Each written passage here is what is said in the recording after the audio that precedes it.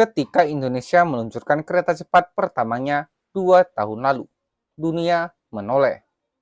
Wus, nama yang menggema dari Jakarta ke Bandung, bukan sekedar proyek transportasi, tapi simbol kebanggaan nasional.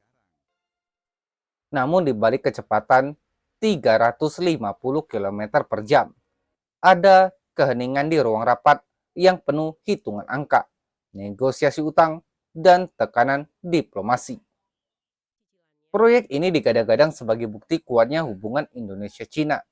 Tapi kini, 2 tahun setelah peresmiannya, bayang-bayang beban keuangan mulai menghantui laju sang kereta cepat.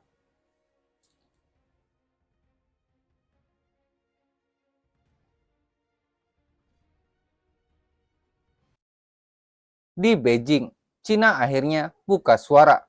Dalam konferensi pers resmi, juru bicara Kementerian Luar Negeri, Guo Jiakun, dengan nada penuh keyakinan menyampaikan bahwa proyek kereta cepat Jakarta-Bandung berjalan lancar. Sudah 2 tahun sejak kereta cepat beroperasi. Selama 2 tahun itu, WUS telah mempertahankan operasi yang aman, tertib, dan stabil, kata Guo.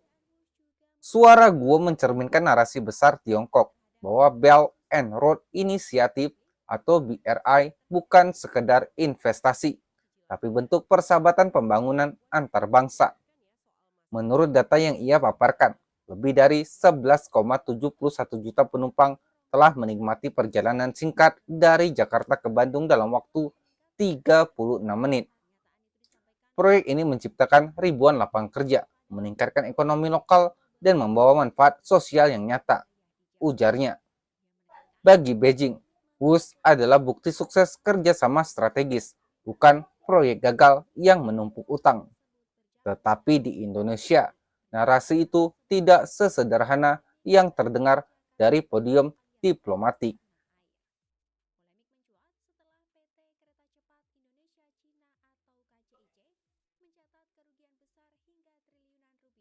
Sementara Cina menyebutnya simbol kemajuan.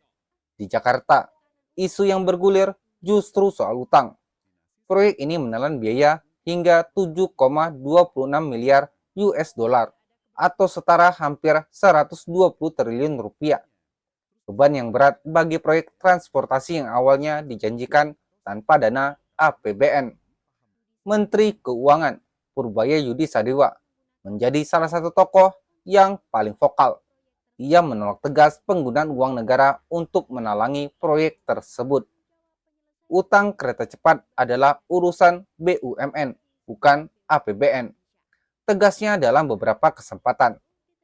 Purbaya menegaskan, dividen BUMN cukup untuk menutup angsuran, dan bahwa PT KAI serta PT Penjaminan Infrastruktur Indonesia dan Antara masih punya ruang finansial. Tapi di lapangan, beberapa ekonom menilai kondisi keuangan KAI justru kian berat, dengan utang yang terus membengkak akibat bunga pinjaman dari luar negeri dan biaya operasional yang sangat tinggi.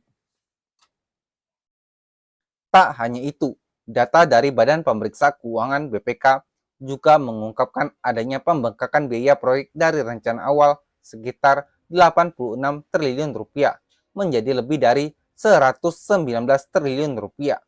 Naiknya angka itu memunculkan satu pertanyaan besar. Siapa yang harus menanggung selisihnya?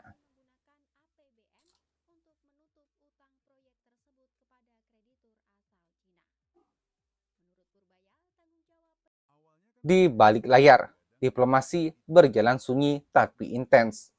Ketua Dewan Ekonomi Nasional, Luhut Binsar Panjaitan, orang yang dikenal dekat dengan Beijing, muncul sebagai mediator utama. Luhut memastikan bahwa Indonesia dan Cina telah menyepakati restrukturisasi pembiayaan, bahwa ada kemungkinan masa pembayaran utang diperpanjang hingga 60 tahun ke depan. Kita sudah bicara baik-baik dengan pihak Tiongkok.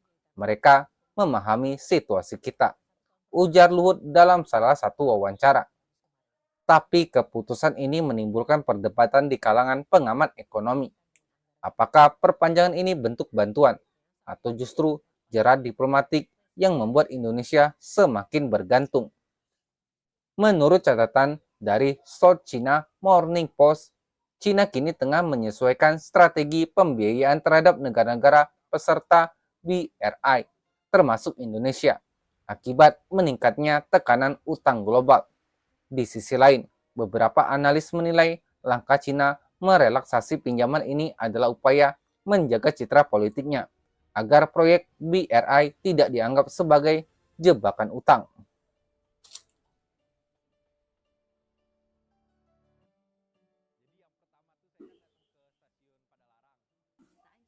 Bagi sebagian warga, Hus adalah kebanggaan nasional.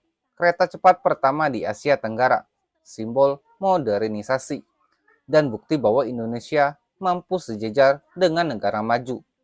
Di sepanjang jalur kereta, banyak warga yang kini membuka usaha kecil, kafe, penginapan, hingga layanan transportasi penghubung. Ada efek ekonomi nyata. Tapi di sisi lain, sebagian ekonom dan aktivis transportasi mempertanyakan manfaat jangka panjang. Apakah penumpangnya cukup untuk menutup biaya operasional dan bunga pinjaman? Apakah infrastruktur pendukung seperti koneksi ke bandara dan kota-kota sekitar sudah benar-benar optimal? Proyek ini seakan berjalan di dua rel yang berbeda, rel kebanggaan dan rel kenyataan. Pada satu sisi, WUS adalah lambang kerjasama internasional, tapi di sisi lain, ia adalah cermin yang memantulkan kompleksitas hubungan ekonomi dan politik antara Indonesia dan Cina. Mungkin pertanyaannya kini, bukan lagi seberapa cepat WUS melaju, tapi seberapa lama Indonesia bisa menjaga laju itu tanpa kehilangan kendali. Setiap proyek besar selalu datang dengan impian besar, tapi juga dengan harga yang besar. Sekarang kita dihadapkan pada kenyataan. WUS bisa menjadi warisan kebanggaan nasional atau beban ekonomi jangka panjang yang menuntut generasi berikutnya untuk membayar. Bagaimana menurutmu? Apakah proyek ini layak disebut keberhasilan atau peringatan bagi masa depan? Tulis pendapatmu di kolom komentar. Jangan lupa untuk subscribe, aktifkan lonceng notifikasi, dan ikuti terus investigasi kami tentang proyek-proyek besar yang membentuk masa depan Indonesia. Sampai jumpa di video berikutnya. Stay waras di dunia yang semakin gila.